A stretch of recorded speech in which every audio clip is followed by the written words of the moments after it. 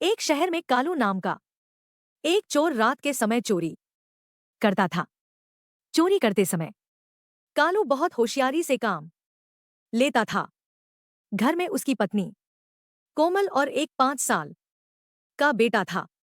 एक दिन वह एक घर में चोरी कर रहा था, तभी उसने देखा एक कमरे में एक बॉक्स रखा है।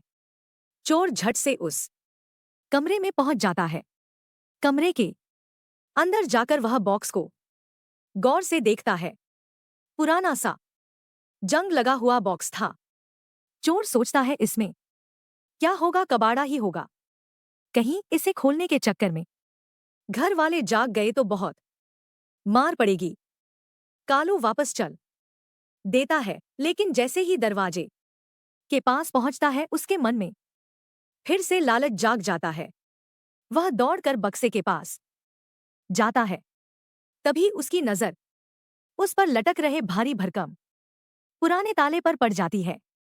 कालू सोचता है, अगर इस ताले को तोड़ने की कोशिश की तो घरवाले जाग जाएंगे। एक काम करता हूं, इस बॉक्स को अपने साथ ले चलता हूं। यह सोचकर कालू बॉक्स को अपने साथ लेकर घर की ओर चल देता है। घर पहुंचकर कालू बाकी चोरी का माल एक और रखकर सबसे पहले बॉक्स को खोलने लगता है। बहुत देर मेहनत करने के बाद जब बॉक्स खुलता है तो उसमें एक बड़ी सी किताब निकालती है। उसे देखकर कालू अपना माथा पीट लेता है। कालू सोचता है, भगवान, इस रद्दी सी किताब के लिए इतनी मेहनत करवा दी, इसे तो कोई कबाड़ी भी नहीं लेगा। कालू किताब को निकालकर फेंकने लगता है।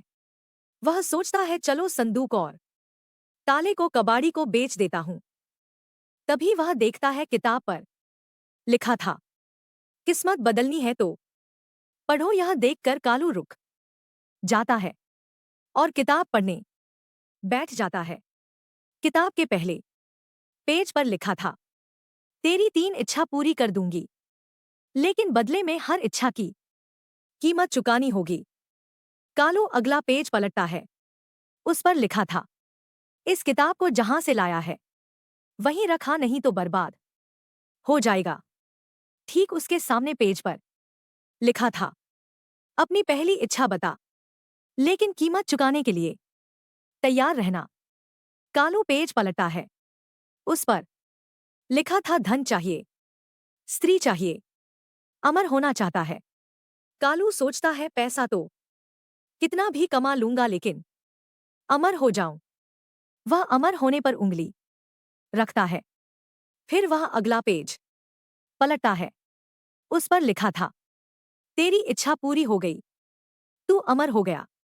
दूसरी इच्छा के लिए पेज पलट, धन चाहिए, राजपाट चाहिए, सुंदर स्त्री चाहिए।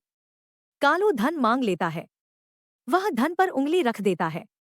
फिर अगला पेज पलटता है। उस पर लिखा था, तेरा घर धन दौलत से भर जाएगा। कालू बहुत खुश होता है। फिर वह तीसरा पेज पलटता है। उस पर लिखा था, राजपाट चाहिए, सुंदर स्त्री चाहिए, तीनों इच्छा से पीछा छुड़ाना चाहता है। कालू इस बार राजपाट पर उंगली रख देता है। फिर वह अगला पेज पलटता है। उस पर लिखा था, तुझे कल राजगद्दी मिल जाएगी। अब कीमत चुकाने की बारी है। पेज पलट कीमत चुकाने के लिए अगला पेज पलट। कालू जैसे ही अगला पेज पलटता है, उस पर लिखा था, मुझे तेरा बेटा चाहिए। यह पढ़कर कालू रोने लगता है। कालू सोचता है, भगवान, जब बेटा ही नहीं रहेगा तो अमर रहकर क्या करूंगा। वह जल्दी से दूसरा पेज पलटता है। उस पर लिखा था, तेरी पत्नी चाहिए। यह पढ़कर कालू पागल सा हो जाता है। जब पत्नी और बेटा नहीं रहेंगे तो मैं अकेला क्या करूंगा। वह रोते हुए तीसरा पेज पलटता है। उस पर लिखा था, तेरे हाथ पैरों की शक्ति चाहिए। यह पढ़कर वह देखता है, उसके हाथ पैर उठ नहीं रहे। कालू की आंखों से आंसू बह रहे थे। जब पत्नी, बेटा और शरीर ही साथ नहीं रहेगा तो जीवित रहकर इस धन और राज सत्ता का क्या करूंगा? वह जोर जोर से चिल्लाने लगता है। मुझे कुछ नहीं चाहिए, मुझे कुछ नहीं चाहिए। तभी उसकी पत्नी उसे नींद से जगाती है। पत्नी कहती, क्या हो गया? आपको ठीक तो हो? कालू बोलता है, वो बक्सा और किताब कहाँ है? उसे फेंक दे। पत्नी कहती, कौन सा बक्सा, कौन सी किताब? कल तो तुम चोरी करने गए ही नहीं। रात भर सोते रहे। मैंने पहले भी कई बार गलत काम करने से मना किया है, लेकिन आपको तो चोरी के अलावा कुछ सूझता ही नहीं है। कालू कहता है, मैं अब कभी चोरी करने नहीं जाऊंगा। मेहनत से पैसा कमाऊंगा, नहीं तो तुम दोनों को कोई छीन लेगा। अगले दिन से कालू रिक्शा किराए पर चलाने लगा। उसकी पत्नी और बेटा बहुत खुश हुए।